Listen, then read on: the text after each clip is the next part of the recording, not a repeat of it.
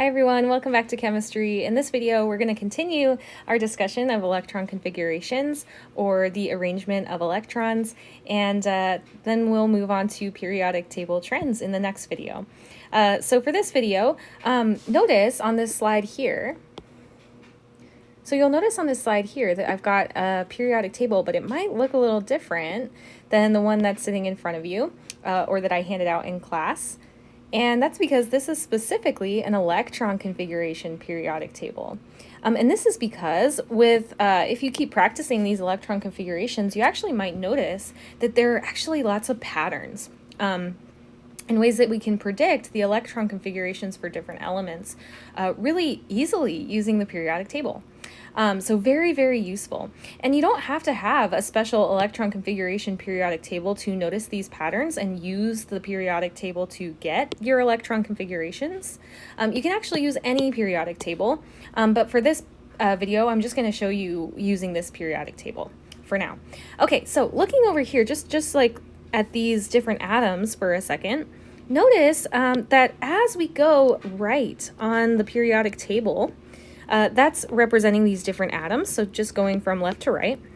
You'll notice something about this last column of electron configurations in each of these atoms. So for boron, we get to 2p1, right? That's the farthest we get before we run out of electrons. For carbon, which is just next to boron, right here, we get to 2p2. Okay. For nitrogen, we get to 2p3. For oxygen, we get to 2p4.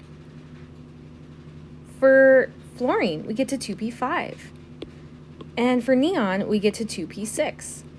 So going across this row, counting from left to right, we can see that we fill that 2p subshell in order. So boron fills 2p1, 2p2, 2p3, 2p4, 2p5, 2p6.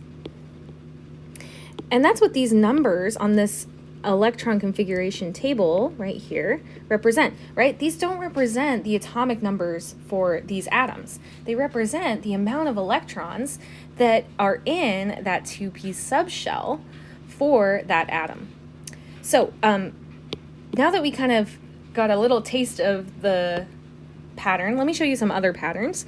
So chemists actually named these patterns that we're seeing, and so we have a special name. So for this first area over here in blue, and helium's also part of this, so don't forget about helium. Sometimes notice that we kind of skip from, if you look at your periodic table, you'll see hydrogen on the left and helium all the way on the right. This is just because helium is a gas, and we kind of group helium with the gases, and we'll talk more about that in the future. But you need to remember that helium is part of this kind of trend that I'm going to talk to you about now. So we call this area the S block. The S block. And that's because elements in this area, in their last subshell, or their highest energy level subshell, they get to the S subshell. Okay, stick with me. I know it's kind of weird at first. In this block over here, we're going to call that the P block. Okay, scientists call that the P block. And that's because these atoms that are in this block, their highest energy level gets to the P subshell. Okay, notice we just talked about that, right? For some of those in the first row. For the D block, we look here in the center. This is called the D block. And the F block is all the way over here at the bottom, and this is called the F block. Okay, and this actually kind of makes sense. So remember that your S subshell can hold a max of 2 electrons. Let's color code this. Your P can hold a max of 6 electrons. D can hold a max of 10 electrons. And F, let me clean this up a little bit here. Oops, that's the wrong color. F can hold a max of 14 electrons. And this actually kind of makes sense. So looking at our S block here, for lithium, Lithium gets fills 1 electron in its 2s energy or 2s subshell, okay? And beryllium gets 2, right? We saw those examples up above in the previous slide. So if we have 1 electron in our 2s subshell, we are lithium. If we have 2 electrons in our 2s subshell, we are beryllium. Okay, just like with boron, right, over here, we said if you get to the 2p1 subshell, you are boron. If you get to the 2p2 subshell, you're carbon. If you get to the 2p3, you're nitrogen. 2p4, you're oxygen. 2p5, you're fluorine. And 2p6, you're neon. So each of these elements you can kind of think of as filling the next electron in that subshell, okay? And this becomes really important when we think about something called valence electrons.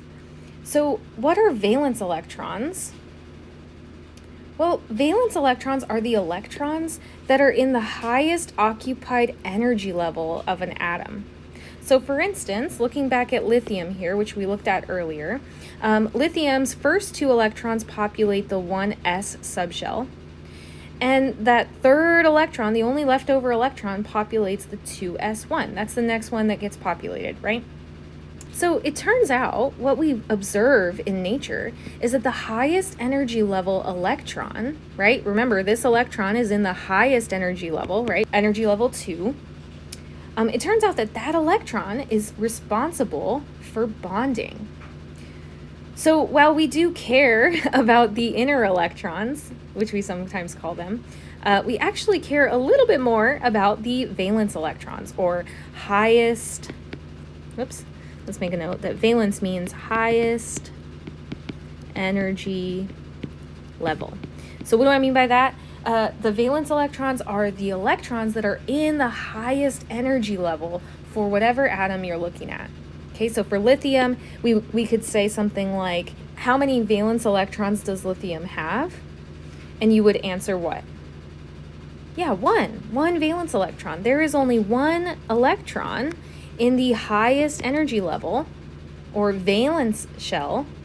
Okay, highest energy level shell, valence shell. Highest energy level electron, valence electron. Okay, so we would say there is 1 valence electron for lithium. Okay, and you don't actually have to have, a diagram drawn out like that in order to understand where those valence electrons are and how many you have. You really actually only need to look at, actually let me get to green here, this last highest energy level part of your electron configuration. Okay, so you can look at this and say, okay, well, the highest energy level that lithium gets to is 2.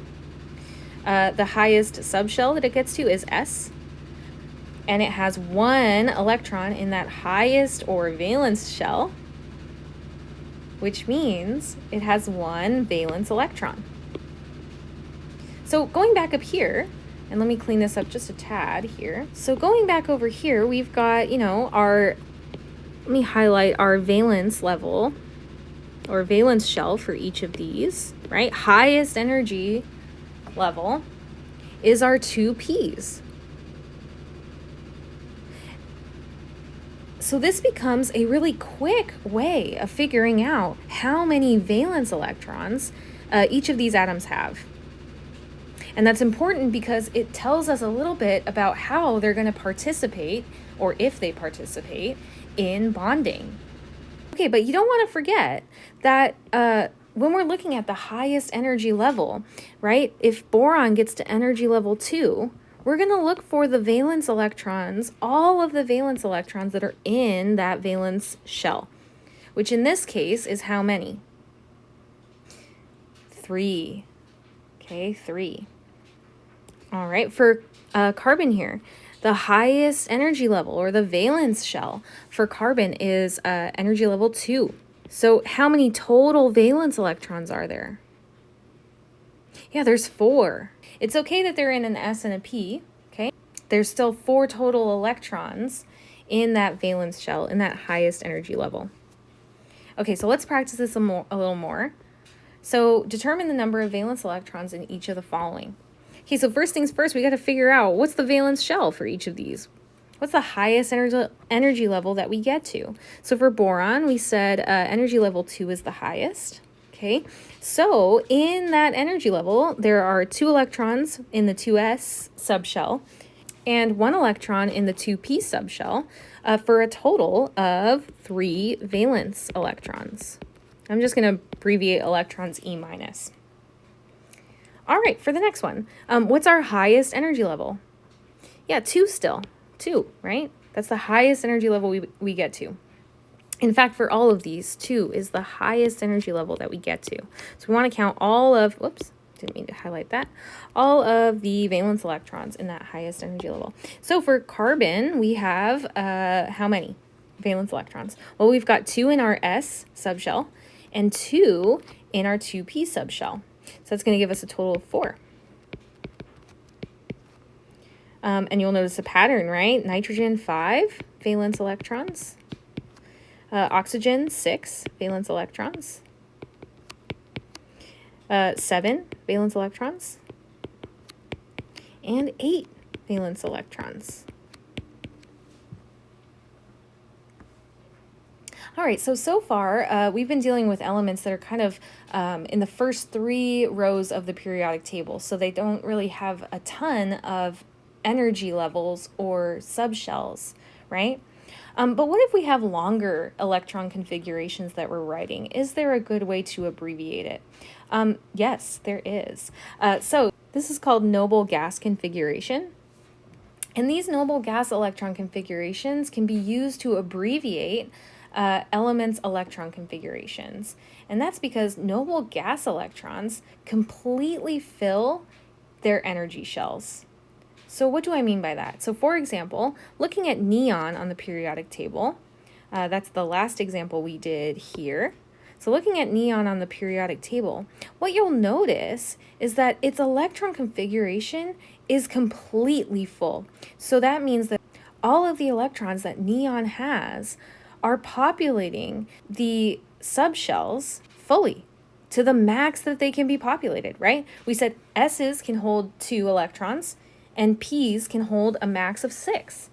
And if neon, right, which is atomic number 10, so 10 has 10 total electrons, right?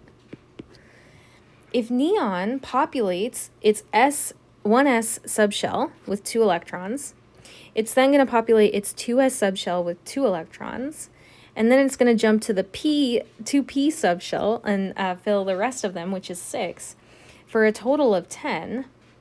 Each of these subshells is completely full, right? And it turns out that that is extremely stable, and we'll talk about that in the future. And all of these noble gases follow this rule that they completely fill each energy shell.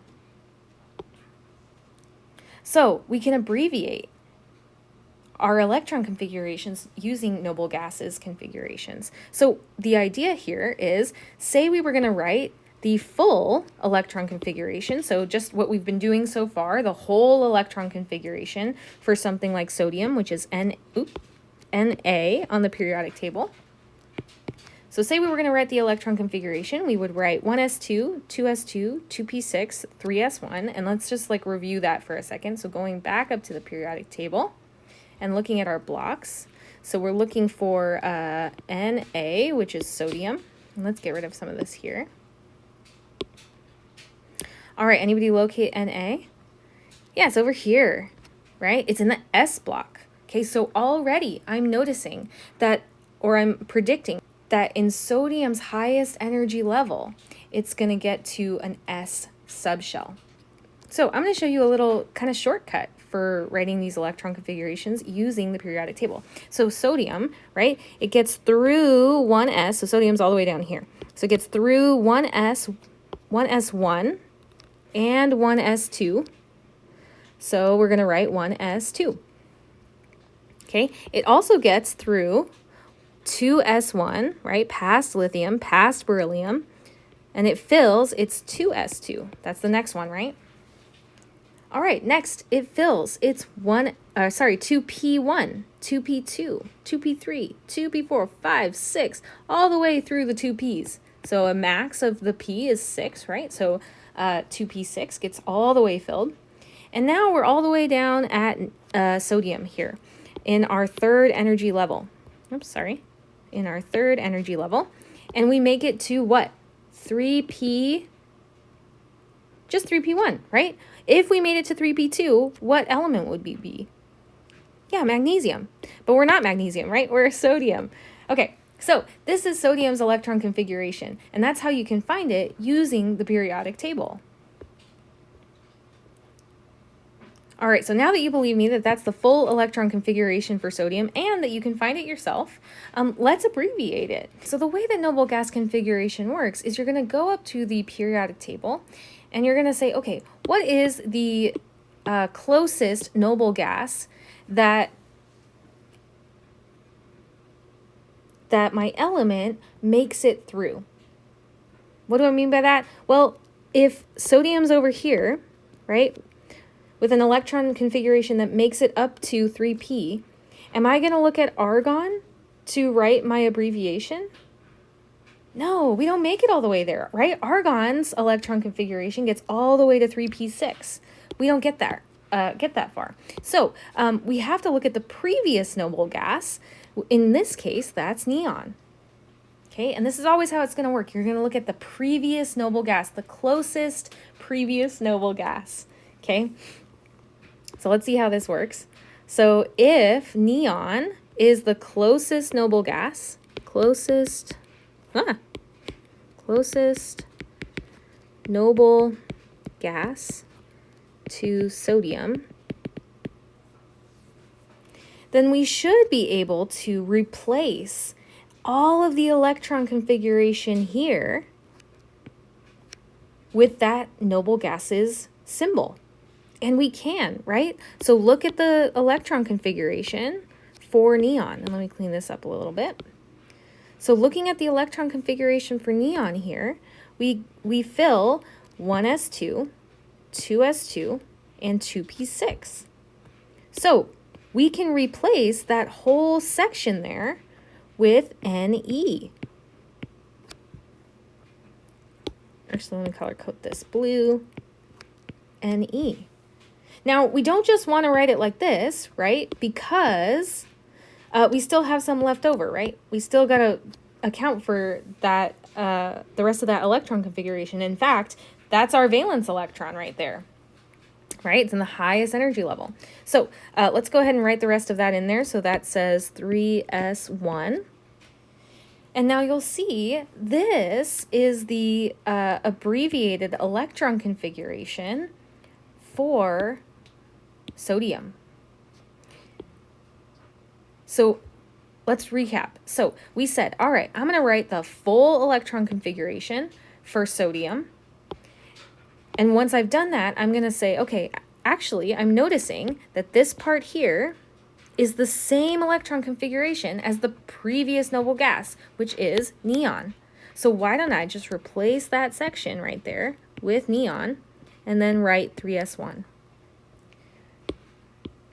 So it's cool because it saves a little bit of time. It saves a little bit of writing. But it's also cool because when you look at the noble gas configuration, it's very clear immediately what your valence electrons, where your valence electrons are. Okay? Because the noble gas configuration shows only the valence energy level. Kind of sweet. So let's try this out. So what is the electron configuration for helium? So remember, helium is one of our noble gases. One of our noble gases. So helium on the periodic table, He, on the very right column there. So looking at my periodic table, let's scroll up for a bit. And let's practice this. So we'll look at helium. Helium's here. So helium makes it through 1s1, right? And 1s2. So helium's electron configuration is pretty short. It's just 1s2. So it makes it all the way through the first subshell, which is 1s, and that 1s can hold 2 electrons, and it fills it, okay, which makes sense because I said noble gas electrons completely fill each energy shell. Okay, so my first energy shell is filled. So my noble gas configuration, or my electron configuration for helium is 1s2. Now, write an abbreviated noble gas configuration for lithium. Okay, lithium we did earlier, and we said, just for brevity's sake, I'm going to just grab it from up here. We said their electron configuration is 1s2, 2s1. 1s2, 2s1. So it doesn't fully fill that valence shell, but that's okay. So now, looking at this, I'm noticing that this portion here is the same electron configuration as helium. So what we're going to do for noble gas configuration is we're going to replace that 1s2 with helium. So helium, like that, in brackets, and then 2s1.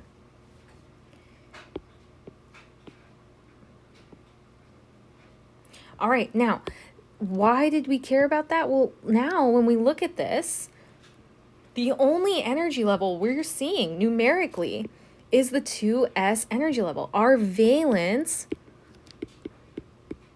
shell, our valence energy level for lithium. And we can automatically see, okay, does lithium fill its valence shell with electrons? And it doesn't, right? A full valence shell in the 2s subshell would be 2 electrons. All right, try it again. Let's try it with magnesium here. So magnesium.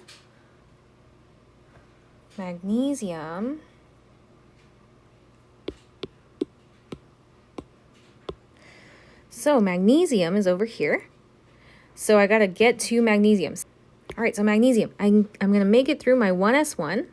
Shoo, all the way through 1s2. Okay, so magnesium equals 1s2. Okay, now I'm still got to get all the way over there, so we'll keep going from left to right. So I fill my 2s2 all the way. 2s2 is next, right? And then I fill my 2p's, all of them, there's 6 of them, 2p6, right? And then I fill my 3s2. I fill my 3s2. And that makes sense, right? Looking at this, magnesium's in the s block. So in its valence level, it should have an s subshell, and it does, right? This is the valence level, the highest energy level, and its valence and its subshell is s. Okay, so that's my electron configuration. I'm actually just going to copy this so that I can bring it down here.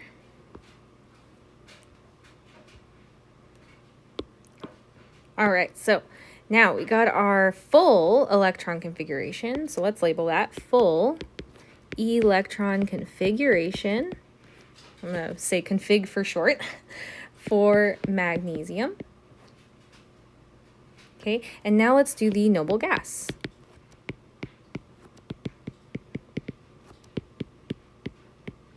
All right, so our goal is to only have the valence shell showing.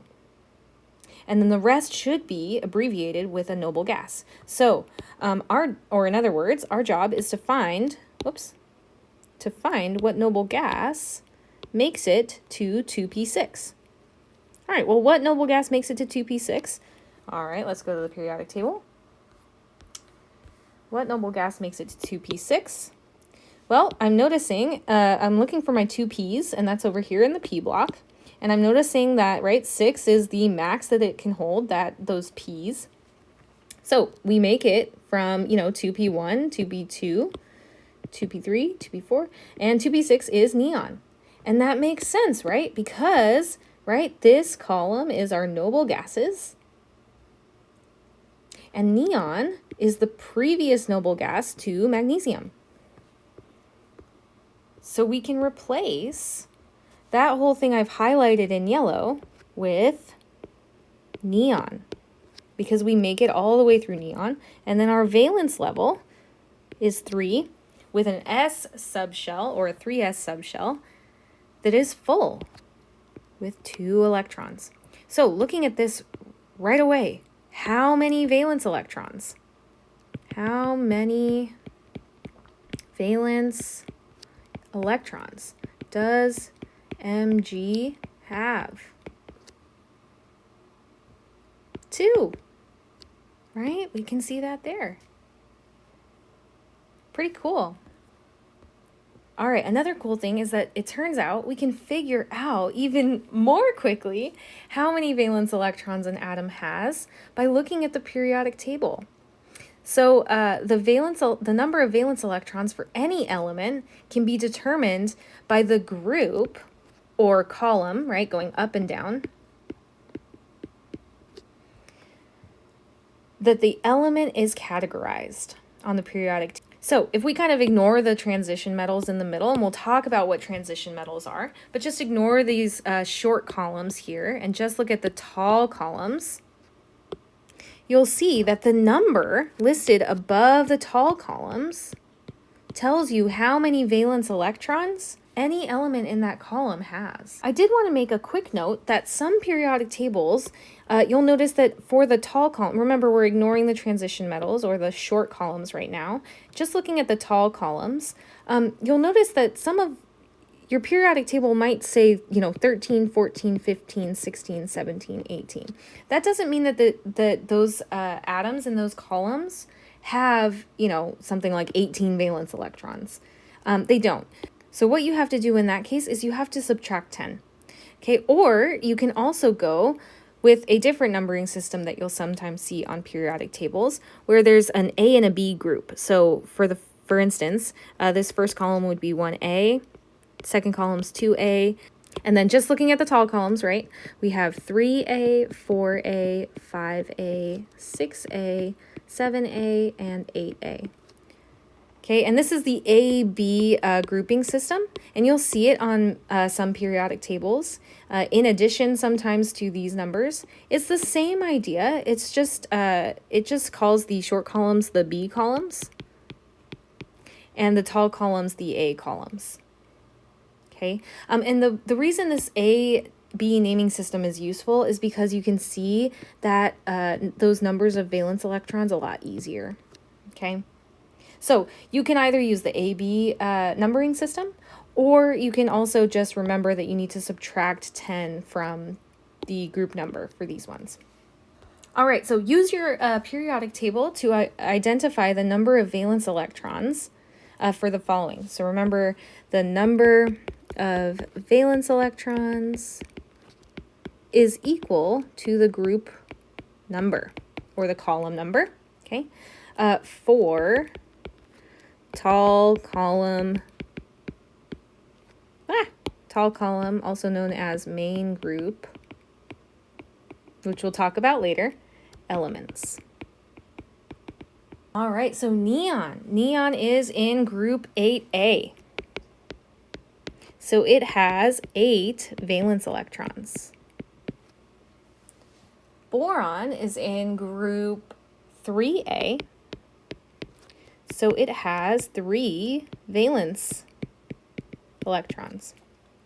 Silicon, Si, is in group, 14 or 4A. So it has 4 valence electrons. Sodium, Na, is in group 1A or group 1, which means it has 1 valence electron. And chlorine is in group 17 or 7A, which means it has 7 valence electrons. All right, I know that this stuff can be really confusing at first, so please remember that you have other resources at your disposal, right? Come to office hours, email me, ask me questions, go to tutoring, all kinds of stuff. I've got lots of resources listed on Canvas. If you need help finding any of them, let me know. And I'll see you in the next video.